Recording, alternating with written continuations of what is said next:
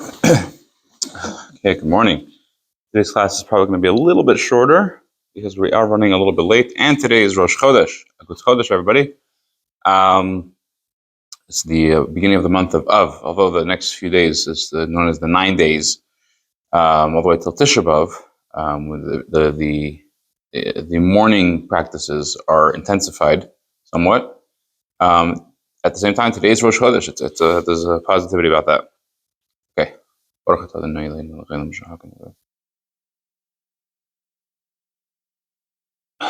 Okay. So we're in the middle of this mimer, page number 2, page 56. It's printed page 56, but it's page number 2 in the booklet. We are holding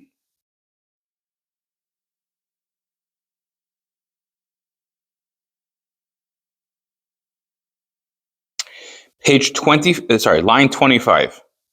So if you look in your booklet, it's line 25. Okay.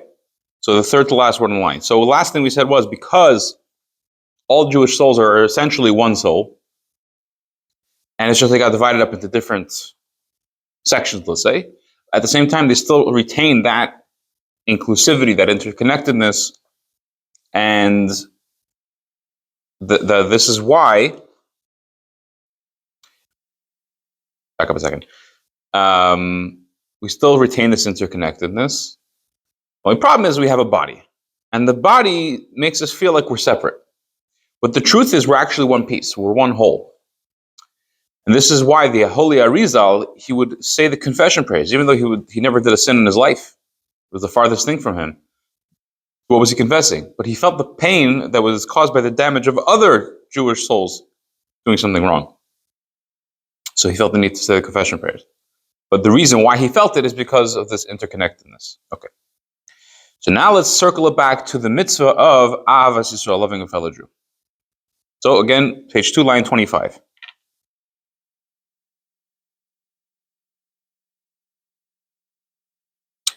V'lochein, therefore, nitztavinu gamkein le'ehoiv kol adam Yisroel. Therefore, we are commanded also to love every single Jewish person. Shaharei kol adam kolul mikol nishmais Yisrael kaniskalel. Min he'evorim. Hear these words. Because every single person, every single Jew is made up of every other single Jew. Like we said earlier with the limbs of the body, that in the hand you have stuff that's connected with the foot, and so on and so forth. Every Jew has within them, so to speak, not even so to speak, every single Jew. Hear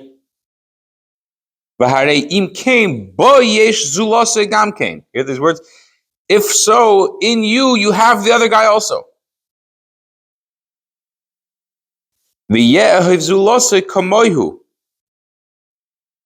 And you should love the other person like you love yourself. Like we said earlier with the limbs of the body, so too, the other person, you exist within them as well. So in other words, the mitzvah to love your fellow like yourself, if they're truly something separate from you, and they have nothing to do with you, it's very difficult. How could you love somebody the same way you love yourself? Somebody else, separate person. The truth is, that person's soul exists within your soul, and your soul exists within their soul. Knowing that you and them are really the same thing, you exist within each other. That makes it a lot easier.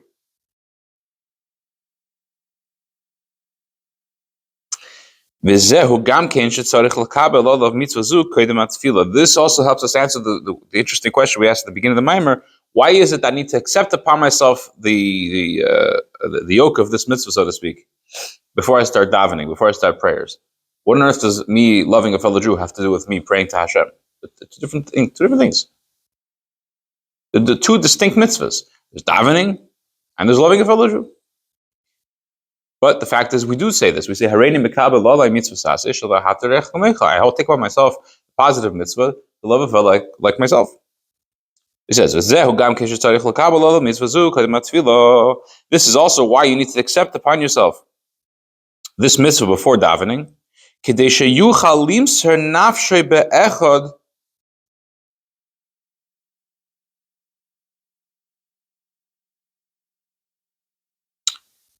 that you should be able to properly give yourself over with absolute dedication when you say echad.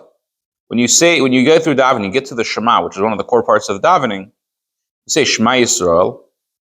Here, O Israel, I don't know what O means, but Hashem Elokeinu, Hashem is our God, Hashem Echad, Hashem is one. When you say Echad, by that point you should be able to fully throw yourself into Hashem. That when you say Shema, you should, so to speak, rise up before Hashem. And you can't ascend before Hashem. You can't rise up before Hashem unless you're healthy and complete. So it says, complete and healthy. Line 30.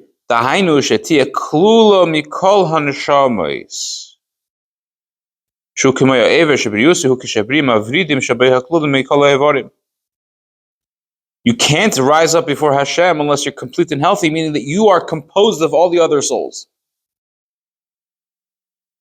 Just like a limb of the body, then that its health is dependent on those veins that connect with the other parts of the body.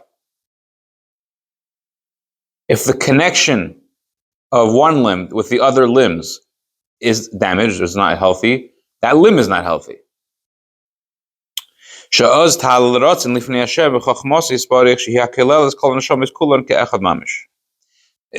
say this in other words. You're coming to Hashem in davening. You're trying to connect with Him.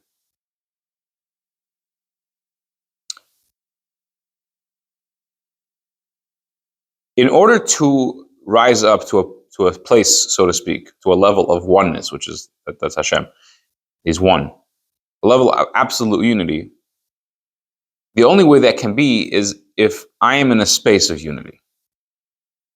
Unity fits with unity. Discord, separateness, and unity don't get along. There's no space for these kinds of distinctions within unity. With Hashem's oneness, if there's a Jew and another Jew and another Jew, and they all feel distinct from each other, they all feel separate, they feel, or even worse, they feel hateful of each other, God forbid. There's no space for this in Hashem's space. Hashem's presence does not, so to speak, fit here. So in order to rise before Hashem in davening and by Shema, you need to be in a space of oneness yourself. And the way to do that is with the mitzvah of Ahavas Yisroel. Go further, we're on line number 32, middle line.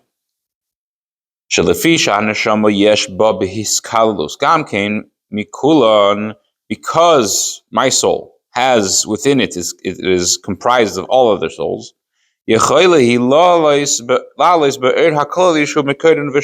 able to rise into the all-encompassing general light, godly light, which is their source and root.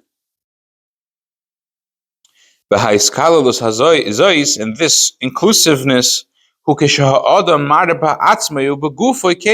it's when me, myself, I show myself in my body a similar idea.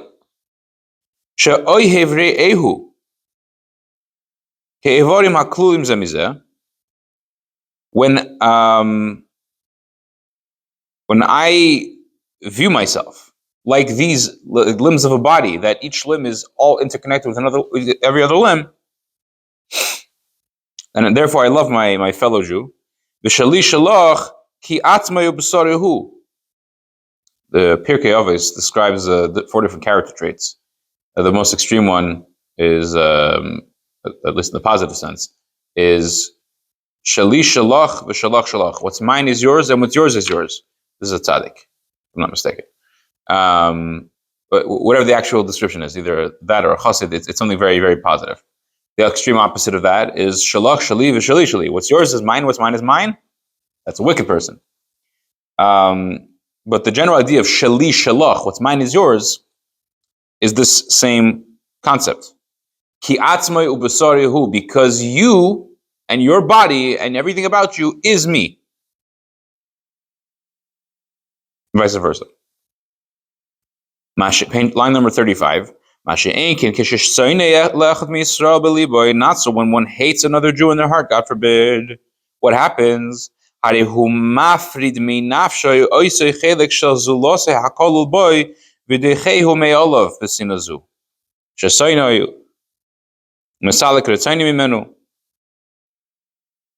a non-Jew hates another Jew, God forbid,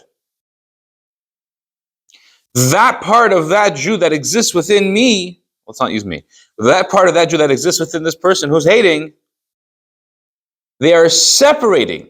They are removing that part of their soul from inside themselves. They're disassociating with it. With this hatred, they're pushing it away and they're removing he removes his will from him. When you hear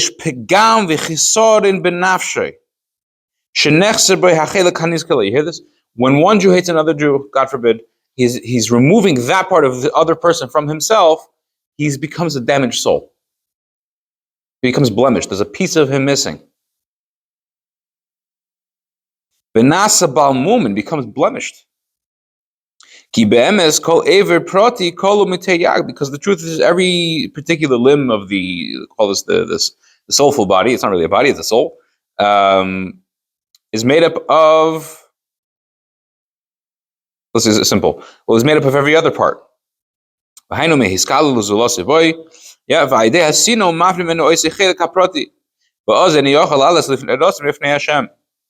If a soul is damaged like this, that they've removed the piece of soul that is from the other Jew out of themselves, now they're blemished, now they're damaged, now they can't rise up before Hashem. This is the same thing that is talked about in the Beis HaMikdash, which will be rebuilt speedily in our days. It should be before Tisha B'Av, it should be today, before, and then all Jews around the world will experience safety and holiness and serenity and excitement and happiness. When we have the Beis HaMikdash, an animal that is brought to the Beis HaMikdash, the Holy Temple, to be brought as a sacrifice, if it has a mum, if it has a blemish, there's certain types of blemishes that disqualify it from being offered as a carbon, to being rise up before Hashem. So to a Jewish soul, if that soul is damaged because they are feeling hatred toward another Jew, they are damaged and they cannot rise up before Hashem.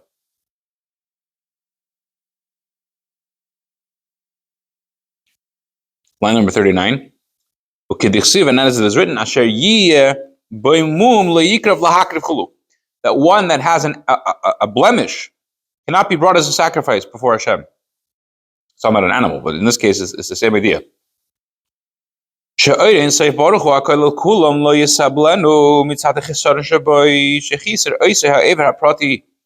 Because Hashem's infinite light cannot handle, so to speak, this person, the soul, because it's so blemished, it's lacking, it's not whole, it's not complete.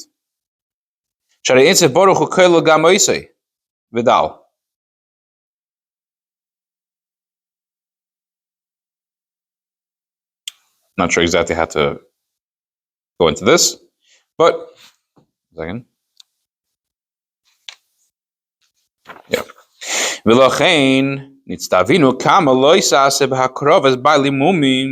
Therefore, we were commanded many negative commandments, stuff that you can't do, regarding blemished entities. Both with Kohanim, the people working in the Beis HaMikdash, they couldn't be blemished. And so too with the sacrifices themselves, they couldn't be blemished.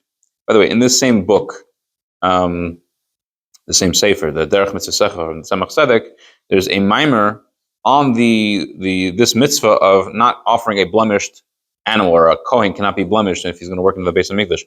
Fascinating mimer. I don't know if we're going to learn it here, but at least not today, or not this coming week, but it is a fascinating piece. We're on the next page already.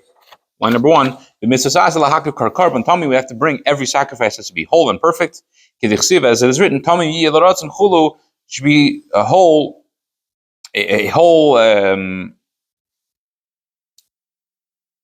a sacrifice will be desired. So again, in order for me to properly daven, properly connect with Hashem, who is the ultimate oneness, I need to be in a state of oneness. Because if, God forbid, I'm blemished because I remove the part of somebody else from myself, because we have this interconnectedness, I'm blemished and I can't rise up before Hashem properly. God willing, tomorrow,